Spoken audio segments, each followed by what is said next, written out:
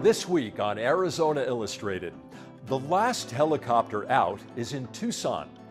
The men and mission of the Razorbacks, surviving survival training, and a gallery in the sun.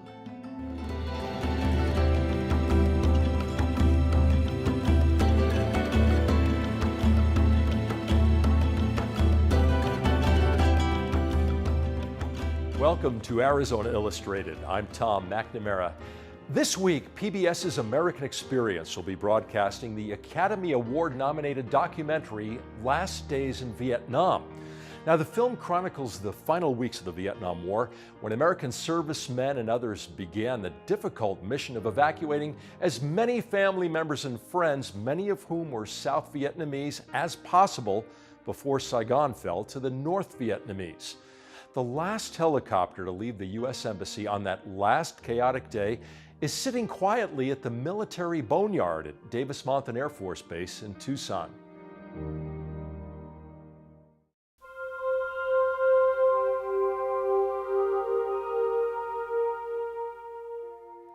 This helicopter looks like so many others in the row. Just a vintage machine at the boneyard supplying parts to others. But this CH-46 has more than 11,000 air hours and a special place in history. This one here was the last aircraft out of Vietnam. Back in April 30th, 1975, during Operation Frequent Wind, this aircraft picked up the Marine Guard off the U.S. Embassy building in Saigon. When most people think of the last helicopter out of Saigon, this is the image that comes to mind. Actually, that famous picture you see really isn't the U.S. Embassy. That is an apartment complex down the street from the U.S. Embassy called the Pittman Apartment Complex. And that housed the CIA, a lot of CIA folks, and it also housed folks from USAID. And that aircraft was an Air America Huey that had landed on that rooftop to take out some folks. So a lot of people get confused thinking that was the U.S. Embassy. That really wasn't the embassy. Back at the embassy, the big CH-53 helicopters, along with the CH-46s, were ferrying people away from Saigon. There were a number of landing zones in and around the embassy complex. The one on the left is where the Marine Guards waited for their ride. The problem was, a misunderstanding left them without a helicopter. The aircraft that took the ambassador, U.S. ambassador out, Graham Martin, was another H-46, just like this one. It was 154803, which is in San Diego, the Flying Leatherneck Museum in San Diego. Took the ambassador out at about 0500 in the morning on April 30th. And the guard was left behind, and when 154803, which was call sign was Lady Ace 09, took off, it sent out a code message that said the Tiger is out. And all the other aircraft in the area thought that meant that the mission was complete, and they all left and went back to their ships, leaving the Marine Guard on the roof of the Chancery building. On the roof that day was Corporal John Gillian. We spoke with him from his home in Massachusetts. I'll never forget Major Keane saying, "Gentlemen, you know, we all joined the Marine Corps, we're all going to die like Marines. This could be our Alamo." And we all just looked at one another and went, "Oh boy." Eventually, the Marines were able to let someone know that they were still on the roof at the embassy. That's where the helicopter, call sign Swift 22, enters into history. Later on, there was another H-46 that was was on a search mission for another aircraft that had gone down due to mechanical failure, and it was dispatched to the U.S. Embassy to pick up the Marine Guard off the roof of the Chancery building. They got the Marine Guard out around 07:53 in the morning and flew to the USS Okinawa, and that was the last aircraft out of Vietnam. This photo was taken inside Swift 22 not long after it lifted off the roof of the embassy. The evacuation of Saigon was historic because it marked the end of the Vietnam War, but it also has another footnote in aviation history. It was the largest helicopter evacuation effort in history, and from the embassy that day, the Marine Corps evacuated 985 Americans and 1,100 Vietnamese and foreign nationals from the embassy grounds that day, which was pretty significant. Swift 22's time in the desert is limited. A museum is currently negotiating to have her restored so the public can get a look at the last plane out.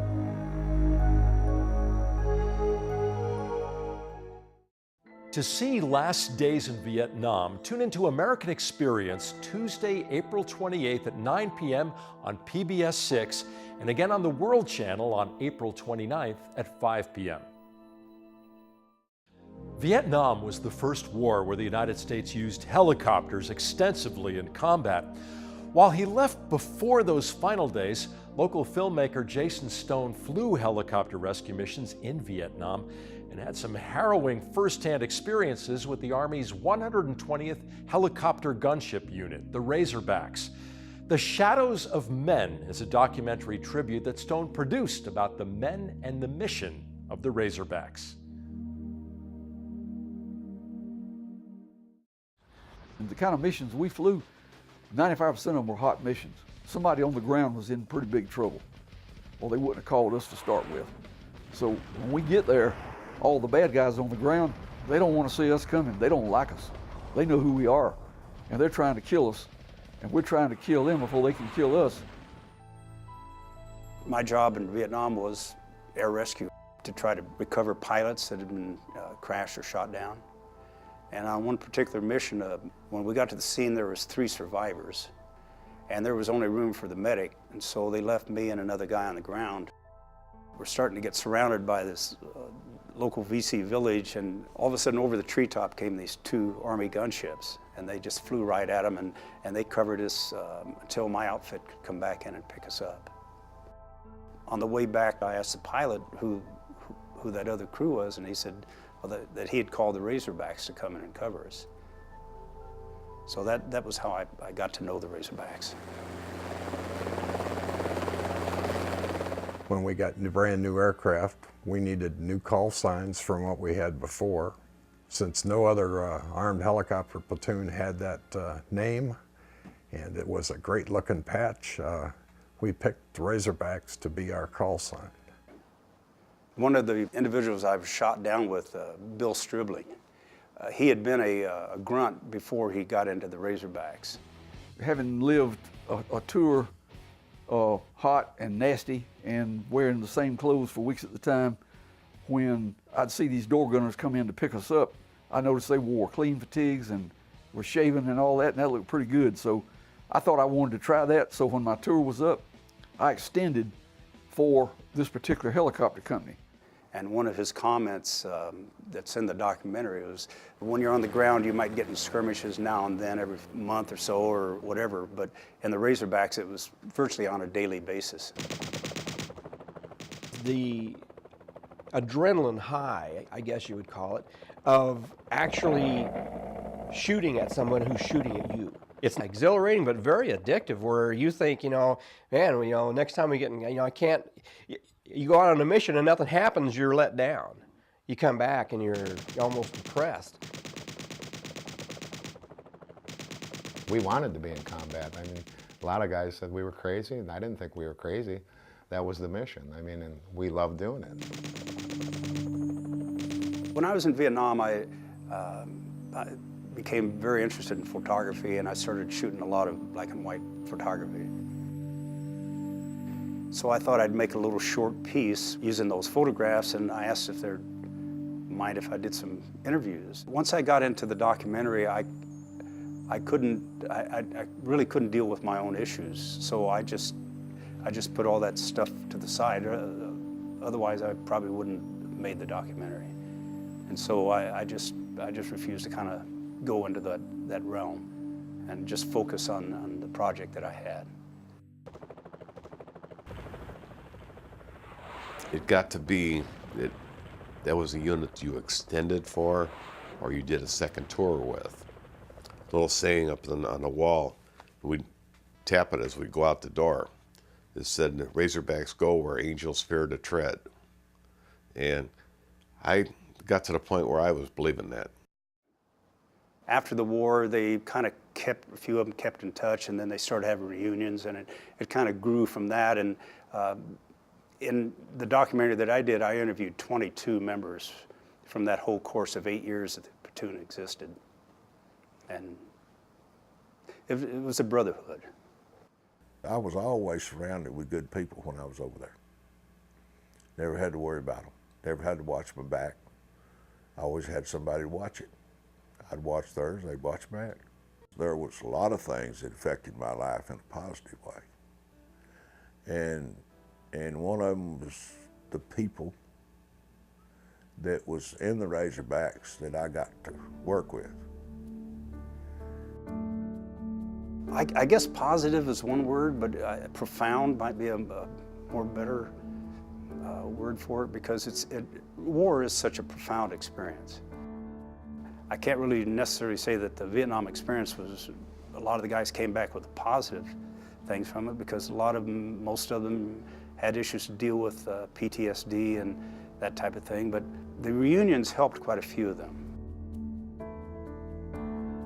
I really did want to make the documentary to honor this particular platoon and for the work they did.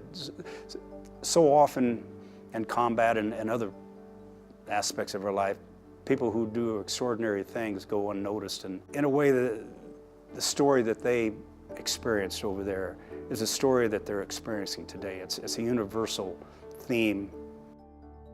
We weren't heroes, we had a job to do, and we did our job, and we helped save some people along the way, so be it. That's a byproduct. I think overall, the Razorbacks embraced the documentary very well.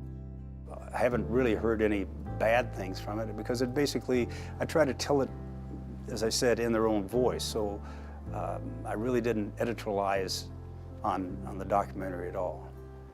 I wound up doing what I wanted to do, and that was to tell their story. And hopefully I did it in an honorable and a good manner.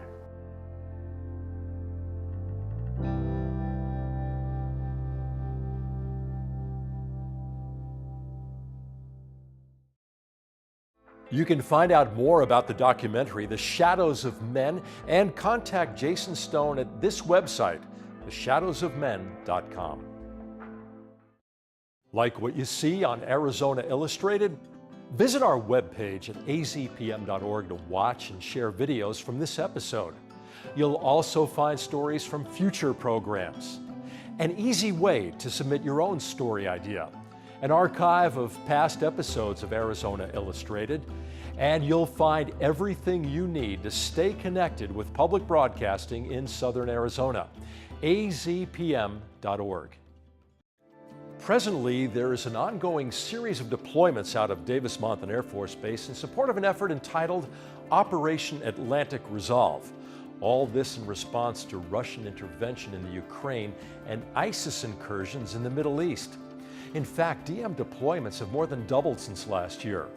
As a part of the operation, Davis-Monthan pilots and crew risked their lives while working to protect U.S. citizens at home and allies abroad. As part of ongoing training at the base, they also work to protect themselves.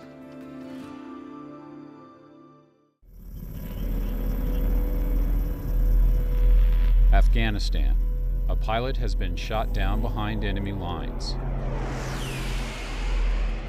With Air Force A-10 support, an Army helicopter brings a combat search and rescue team to the injured pilot.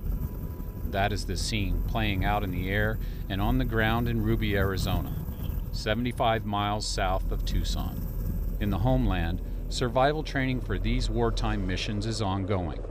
It prepares pilots and crew for worst-case scenarios. If you want to talk real world, I mean, more than likely, if it was a terrorist group looking for them or enemy troops even looking for them, they'd want to capture them rather than kill them because they can use that against us. With survival medicine, I mean, obviously, you bail out, you eject out, you ditch your aircraft. Tech Sergeant Tony Fancher is a survival training specialist.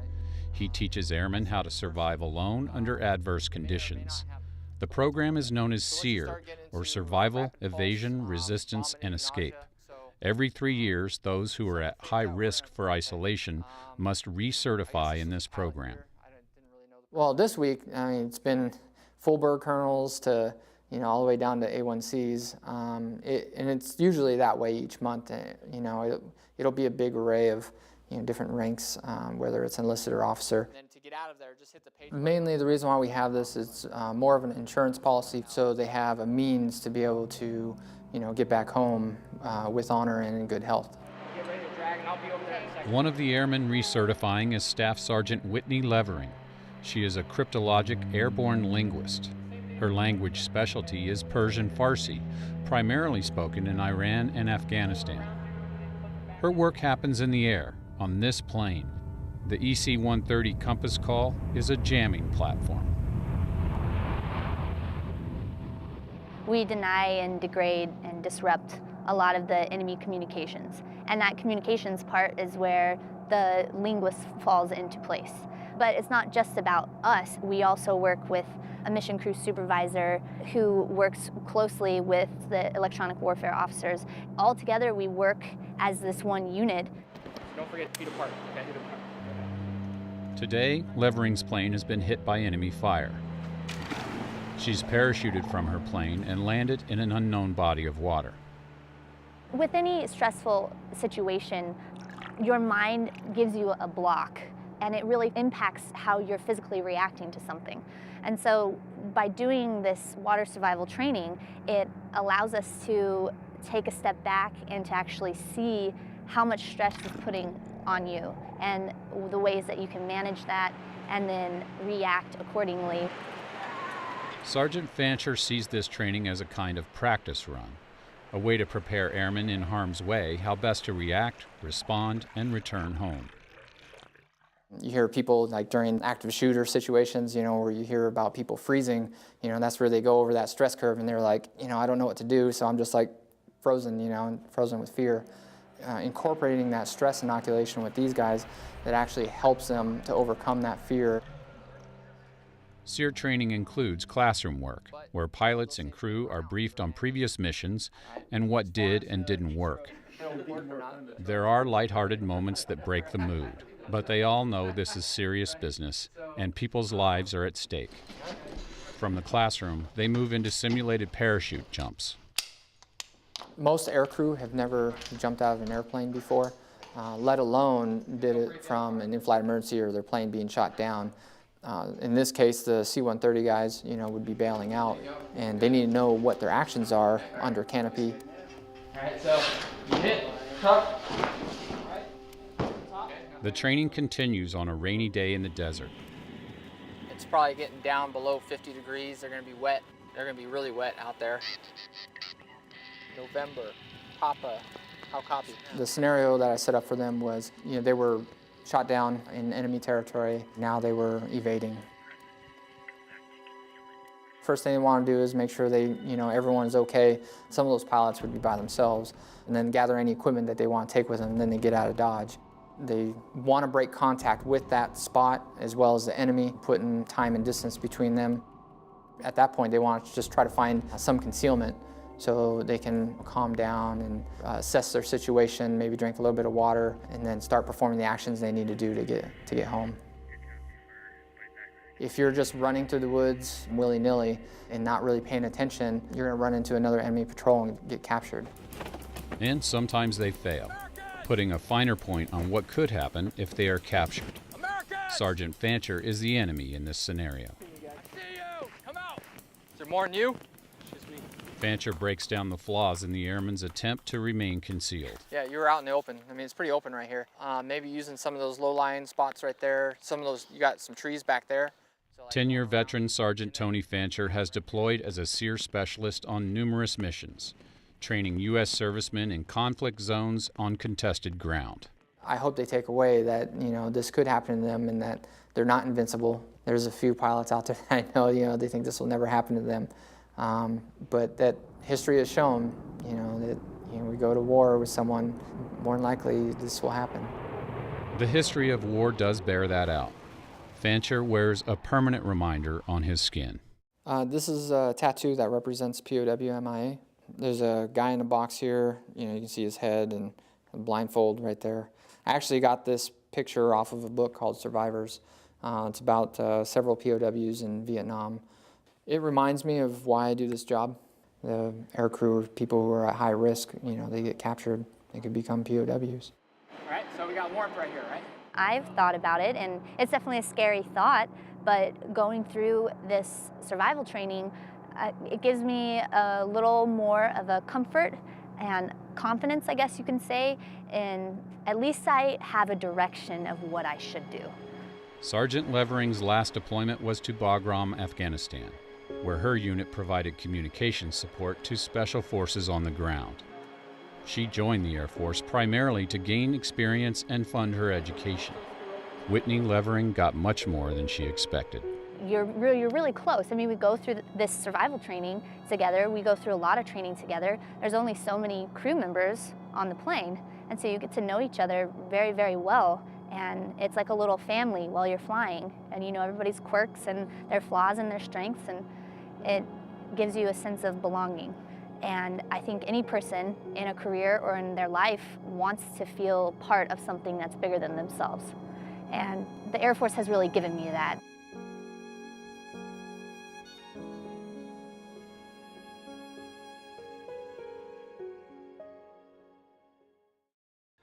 And now it's time for Favorite Places, our limited series where architects speak thoughtfully and personally about a favorite building, place, or space in southern Arizona. Artist Ettore Ted DeGrazia bought an isolated foothills property in the early 1950s. He designed and built a series of buildings scattered in the natural desert there. DeGrazia said, "I wanted to build it so that my paintings would feel good inside." Well, for local architect Kevin Howard, it became a favorite place.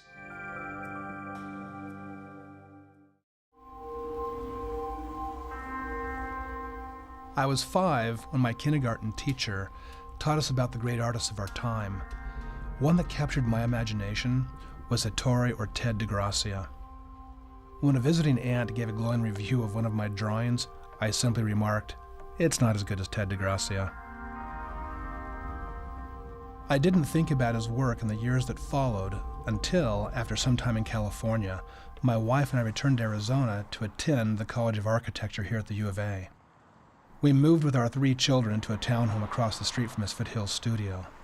I didn't notice, at the time, that the gallery in the sun sign I passed each day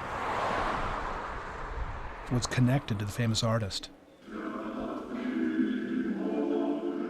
It was my boys who discovered the magic of this place while exploring the desert near our home. One night at dinner, my oldest son, who was 7 at the time, told me about this cool fort they had found.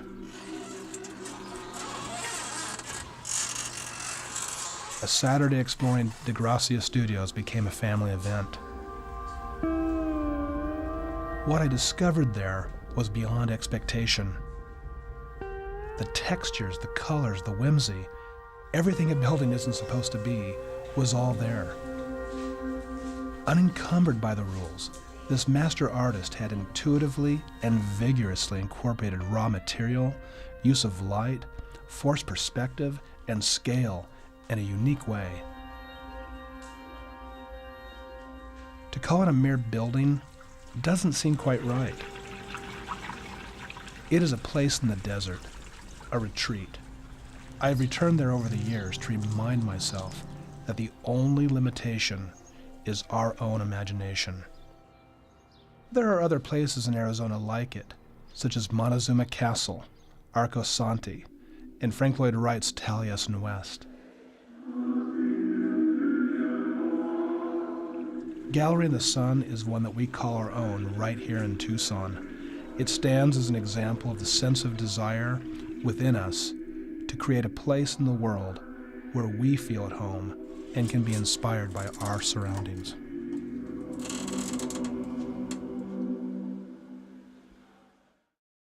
Thank you for joining us here on Arizona Illustrated.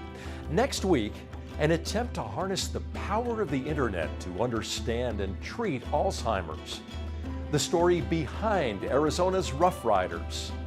Alt classical do-it-yourself chamber music, and another one of our favorite places.